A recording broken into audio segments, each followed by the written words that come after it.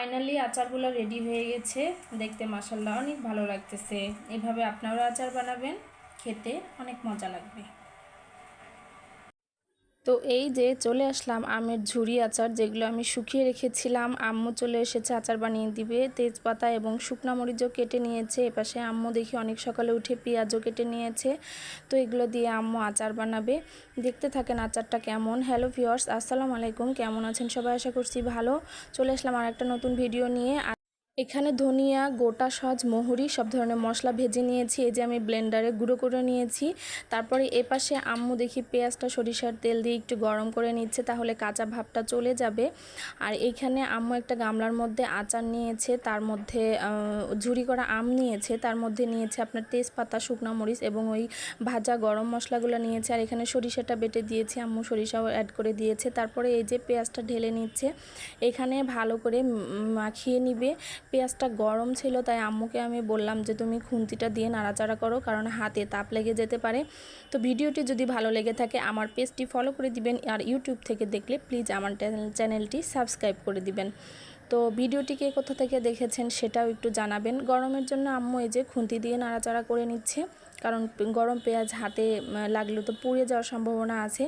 এই আচারটা সারা বছর সংরক্ষণ করে খিচুড়ি কিংবা ঝালমুড়ি সব কিছু আর কি ভিতর দিয়ে এটা খাওয়া যায়। তারপরে আমি একটু রসুন কুচি করে দিলাম। এই রসুন কুচিগুলো আর কি আচারের মধ্যে দেয়া হবে। কাঁচা রসুনটা মেখে এটা কাচের বয়ামে করে দীর্ঘদিন সংরক্ষণ করে। আমি ছোটোবেলা থেকেই দেখে এসেছি আমার মা এই আচারটা সবচেয়ে বেশি বানায়।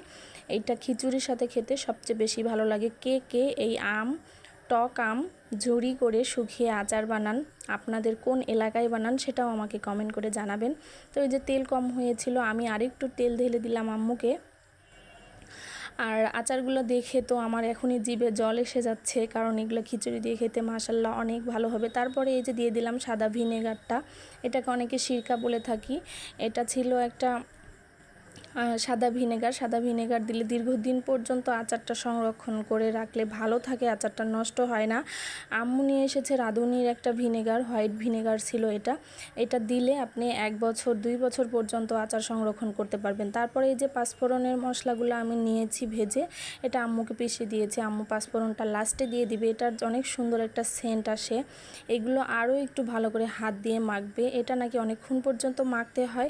তারপরে তেল কম হয়ে গিয়েছে, আমি আবার একটু তেল দিয়ে দিলাম আম্মুকে, কারণ তেল দিয়ে এটা বয়ামে ভরে রাখলে রোদে দিয়ে শুকালে এগুলো তেল আর কি আচারটার ভিতর ঢুকে আচারটা শুষে নিয়ে তারপরে আমটা আর একটু ফোলা ফোলা হয়ে যায়।